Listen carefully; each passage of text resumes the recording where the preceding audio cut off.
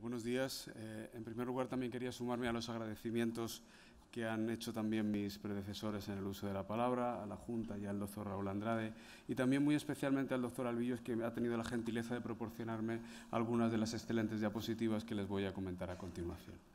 Claro, cuando el doctor Andrade me propuso este tema, a mí esta secuencia cronológica, que desde cuándo hasta cuánto, se me ocurrió darle una visión cinematográfica a esta charla.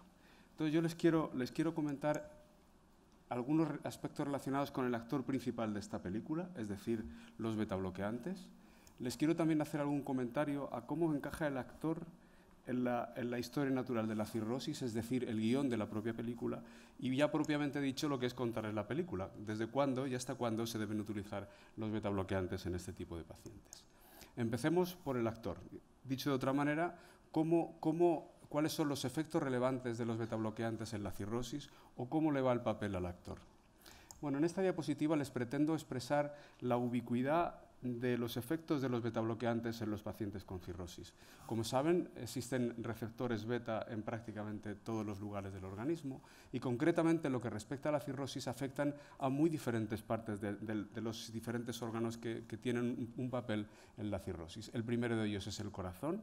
Los betabloqueantes tienen un efecto cronotrópico negativo e inotrópico negativo que condiciona las características circulatorias de la bomba, en este caso del corazón. Los betabloqueantes también tienen efectos muy importantes en el lecho vascular periférico y son capaces, por tanto, de disminuir el flujo sanguíneo hepático y, por tanto, el inflow hepático y, por tanto, uno de los elementos fundamentales del síndrome de hipertensión portal. Pero no solamente eso, sino que si utilizamos betabloqueantes que tienen capacidad anti-alfa-adrenérgica intrínseca, como es el carvedilol, podemos inducir efectos en la resistencia vascular intrahepática, pero también efectos relevantes en la circulación sistémica y en la propia circulación renal. Estos efectos, para resumirlos, son efectos desde el punto de vista hemodinámico, disminuyen la presión portal a través de un descenso del flujo sanguíneo esplácnico y del gasto cardíaco, pero también disminuyen el flujo sanguíneo portocolateral.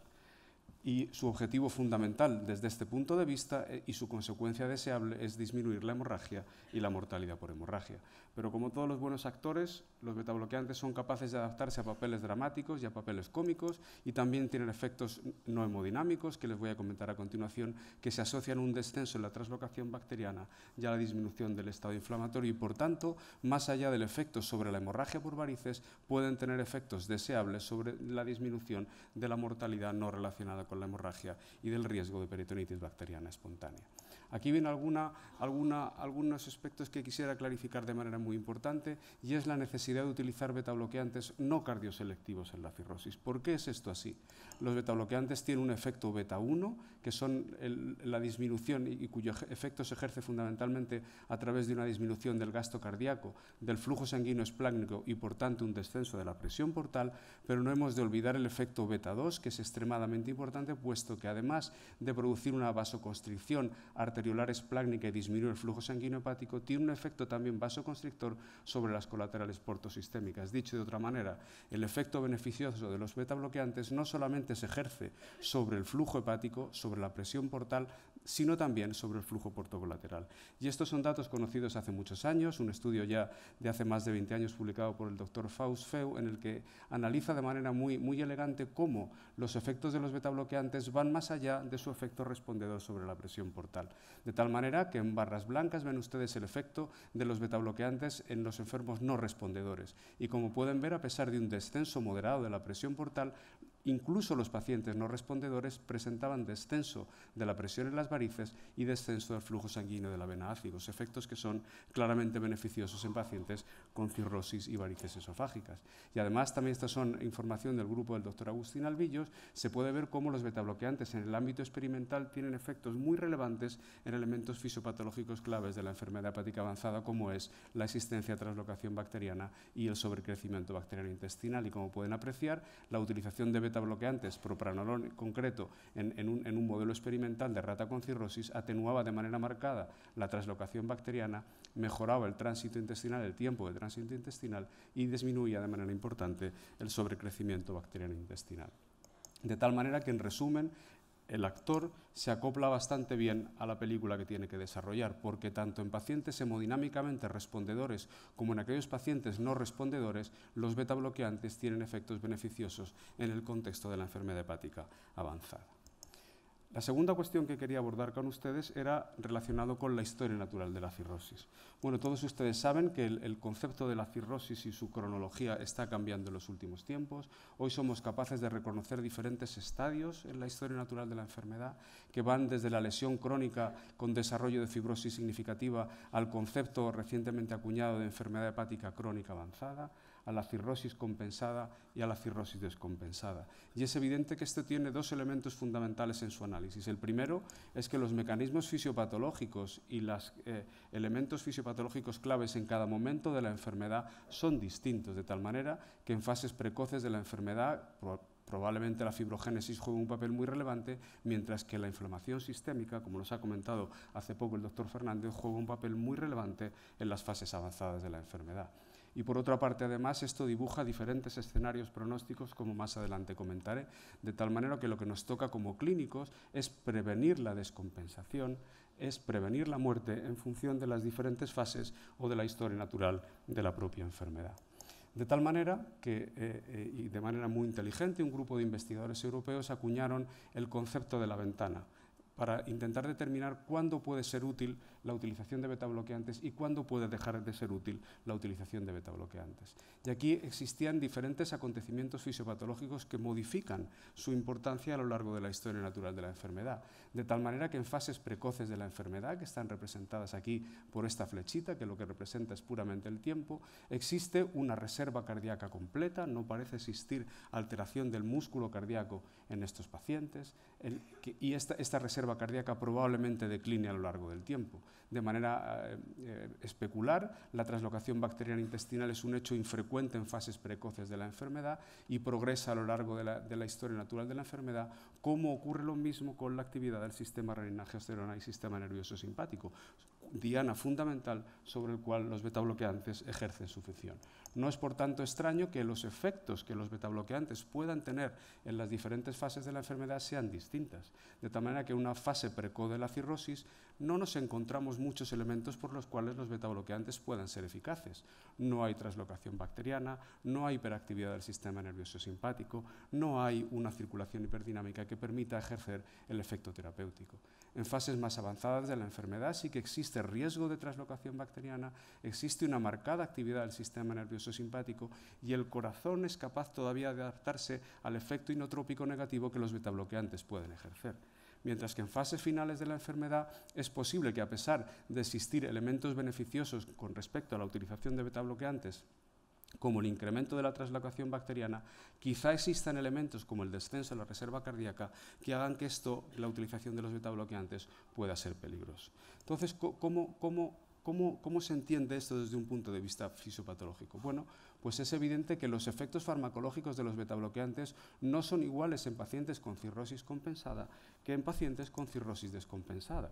Y aquí pueden ver con el gráfico sistema de los semáforos, que está últimamente muy de moda para casi todo, pueden ver cómo en fases precoces de la enfermedad casi todos los efectos que les comentaba anteriormente de los betabloqueantes están en verde, son efectos potencialmente beneficiosos, mientras que en fases avanzadas de la enfermedad muchos de estos efectos son considerables incluso como peligrosos.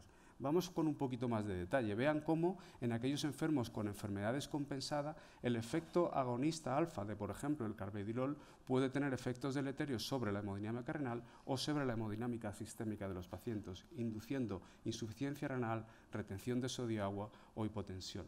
Mientras que en fases precoces de la enfermedad estos efectos son claramente beneficiosos.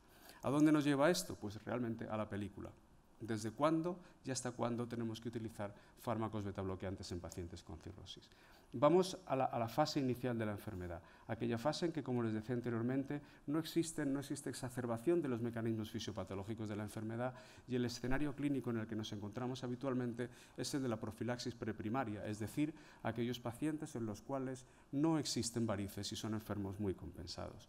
En este sentido, hay información hemodinámica procedente del estudio PREDESTI, alguno de cuyos resultados les comentaré a continuación, en la que de manera yo creo, muy demostrativa. Se puede mostrar cómo los efectos de los fármacos betabloqueantes dependen del grado de activación de la circulación sistémica.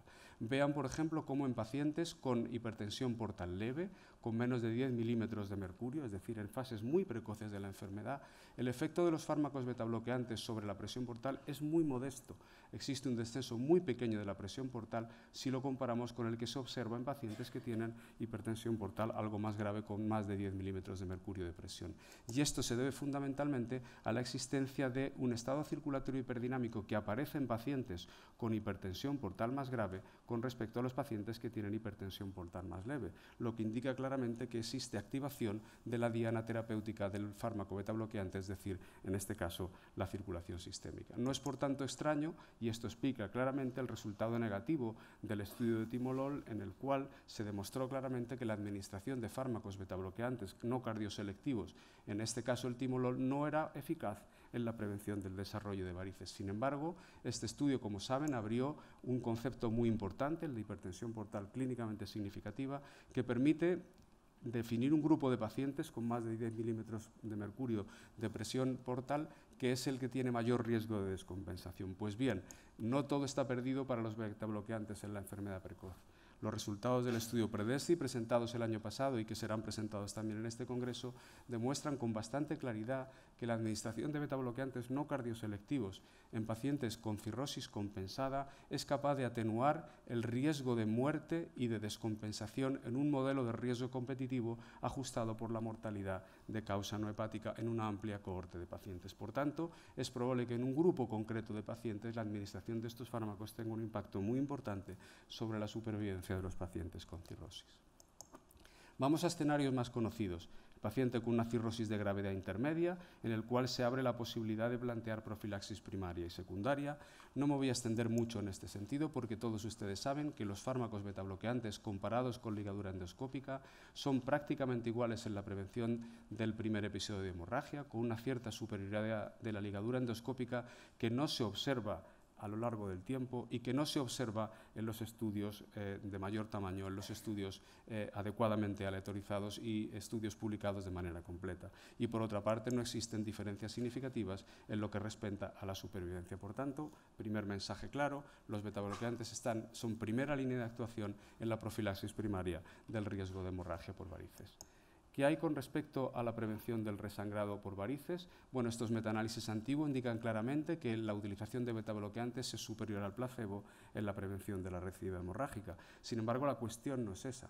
La cuestión, porque nadie utiliza hoy los betabloqueantes de forma aislada y probablemente nadie utilice la ligadura endoscópica de forma aislada. Las recomendaciones indican que se debe utilizar para estos pacientes betabloqueantes y ligaduras. Sin embargo, ¿cuál es la contribución relativa de cada uno de estos dos componentes al éxito de la profilaxis secundaria de la hemorragia por varices? Bueno, pues en este metaanálisis de datos individuales cuyos resultados amablemente me prestó el doctor Agustín Albillo, se analiza con bastante precisión cuál es el impacto relativo de las dos alternativas terapéuticas utilizadas en la prevención de la recidiva hemorrágica. Dicho de otra manera, ¿en qué aventaja o qué proporciona la ligadura endoscópica al tratamiento betabloqueante de base en lo que respecta a la prevención del sangrado? Vean cómo en este estudio, en este metaanálisis, existe en primer lugar una interacción significativa. Quiero decir que el efecto aditivo de la ligadura endoscópica con respecto a los fármacos betabloqueantes utilizados aisladamente no es el mismo en Child-A, en el que parece apreciarse una mejora del riesgo de hemorragia, que en pacientes Child-BC, que hay una tendencia a un cierto empeoramiento de la prevención del riesgo de hemorragia en pacientes que tienen tratamiento combinado. Y en cualquier caso no existe un impacto significativo de la adición de la ligadura endoscópica con respecto al tratamiento betabloqueante aislado en la prevención del resangrado.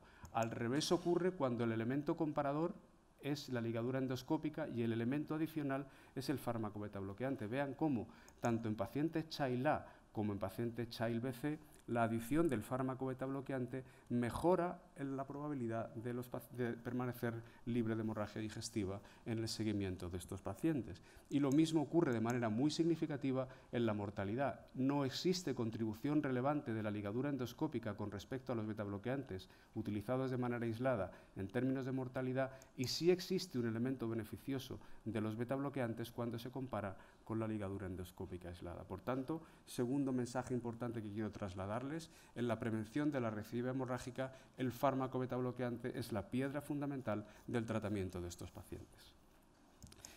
Y no hay que olvidar tampoco, en este sentido, como les decía anteriormente, que los betabloqueantes disminuyen además en estos pacientes el riesgo de desarrollar peritonitis bacteriana espontánea. Por tanto, por dos mecanismos distintos, tanto a la mejor prevención del riesgo de hemorragia como la prevención del riesgo de peritonitis, estos fármacos aportan un valor muy importante en la fase intermedia de la enfermedad. ¿Qué hay por fin? Y esta es la parte más polémica de la presentación en pacientes con cirrosis terminal, algunos de estos con ascitis refractaria. Pues a mí esto me lleva a un par de reflexiones. ¿Qué trabajo cuesta crear ensayos clínicos, evidencia, metaanálisis? Y qué fácil es destruir. Un único ensayo, un único estudio fue capaz de lanzar una alarma sobre la utilización de betabloqueantes en pacientes con cirrosis compensada. Y por el mismo grupo que se inventó los betabloqueantes y que los introdujo en la práctica clínica. De ahí es la referencia a este cuadro de Goya de Saturno devorando a su hijo. Creo los betabloqueantes y después me cargo a los betabloqueantes. Bueno, pues este primer estudio ha tenido numerosas réplicas en la literatura que les voy a intentar resumir a continuación. Vean cómo los diferentes estudios que han analizado este aspecto de la utilización de los betabloqueantes en pacientes con cirrosis y ascitis son marcadamente heterogéneos entre sí. En primer lugar, lo son por el número de enfermos que incluye cada uno de estos estudios. El primero de los estudios que da la señal de alarma en pacientes con ascitis refractaria es un estudio con un número relativamente pequeño de pacientes. La segunda cuestión más importante es que la población de enfermos que analiza es radicalmente distinta. Así, el primero de los estudios se hace solamente en pacientes con ascitis refractaria. Vean cómo, y aquí es un dato muy importante, los pacientes con ascitis refractaria que utilizaban betabloqueantes, el 100% de ellos tenían varices esofágicas, frente solo al 4% de los pacientes que no recibieron betabloqueantes, induciendo muy claramente un sesgo en el análisis de los efectos potenciales del tratamiento betabloqueante en pacientes con ascitis refractaria. Otros de los estudios incluyen pacientes con ascitis con o sin peritonitis bacteriana espontánea, otros utilizan pacientes con ascitis en lista de espera de trasplante hepático, otros son el resultado del análisis compilado de ensayos de satabactam, un inhibidor de vasopresina en pacientes con ascitis, y otro publicado recientemente es en pacientes con acute on chronic liver failure. Vean ustedes cómo la prevalencia de hemorragia previa es muy distinta en los diferentes estudios y no se puede analizar aisladamente el efecto de las betabloqueantes en pacientes con ascitis sin considerar la parte fundamental para la cual los betabloqueantes se utilizan, es decir, el tratamiento de la hemorragia. Por tanto, hay que tener en consideración este concepto a la hora de analizar los resultados. Otro asunto que quería comentarles yo de manera muy importante es el grado diferente de deterioro de la función hepática en las diferentes series y el grado de la diferente situación hemodinámica de estos pacientes.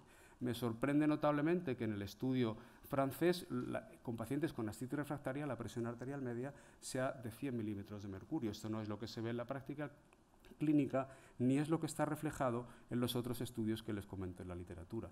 Y existen en este análisis enfermos con deterioro muy importante de la enfermedad hepática y con deterioro menos importante de la enfermedad hepática.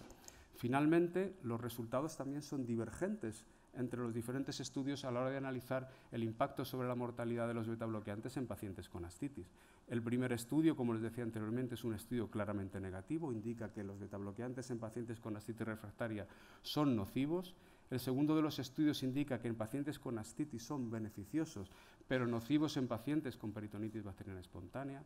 Hay algún estudio que indica que es neutro y hay algún estudio que indica que son beneficiosos, incluso en pacientes con ascitis refractaria y en pacientes con acute on chronic. Y entonces, ¿cómo le contamos la película que acabamos de ver a nuestro amigo? Cuando, oye, ayer vi una película magnífica, ¿qué le cuento? Pues he intentado preparar algún mensaje que les puede resultar a ustedes prácticos a la hora de utilizar los betabloqueantes en la práctica clínica en pacientes con ascitis, teniendo en cuenta la circunstancia del riesgo de hemorragia de estos pacientes, y resumo muy rápidamente. La primera circunstancia es que un paciente llega al hospital descompensado con ascitis y no tiene hemorragia por varices, no ha tenido nunca. La primera consideración es que estos enfermos deben ser evaluados para trasplante, pues que cabe la posibilidad, por la presencia de ascitis, que su supervivencia esté acortada, y es una valoración general que estos pacientes deben tener.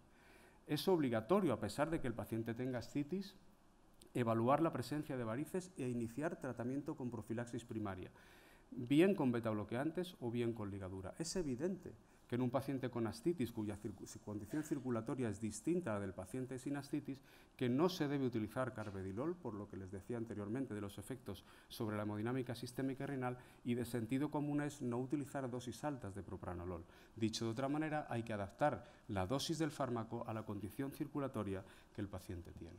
Es muy importante si el paciente con esta misma descompensación ha tenido hemorragia previa. Aquí el impacto beneficioso del tratamiento betabloqueante es muy grande y, por tanto, hay que considerar que aisladamente la ascitis no es una contraindicación para la utilización de tratamiento betabloqueante. Lógicamente, como en el caso anterior, no debemos utilizar carvedilol por las condiciones que les decía anteriormente y se debe ajustar la utilización de dosis bajas de propranolol en estos pacientes. Y también de sentido común es que si el paciente tolera mal la administración de los betabloqueantes, hay que considerar otras alternativas de tratamiento, entre las cuales cabe la posibilidad de considerar el TIPS, que puede ser una alternativa eficaz para el tratamiento de la recidiva hemorrágica y también para el tratamiento de la ascitis.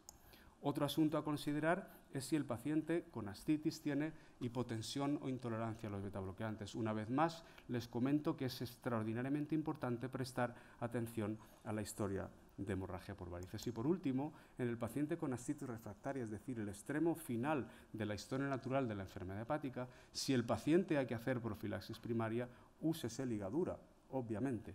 Y si el paciente está en circunstancias de profilaxis secundaria, lo razonable es intentar mantener betabloqueantes no carvedilol en dosis extremadamente bajas y reducirlos si existe elementos de sentido común, hiponatremia, insuficiencia renal moderada o grave o hipotensión arterial sistólica. Y si estas circunstancias ocurren, insisto, evaluando al paciente para trasplante, cabe también la posibilidad de utilizar TIPS en estos pacientes. Bueno, espero que la película que les acabo de contar les haya resultado divertida. Muchas gracias por su atención.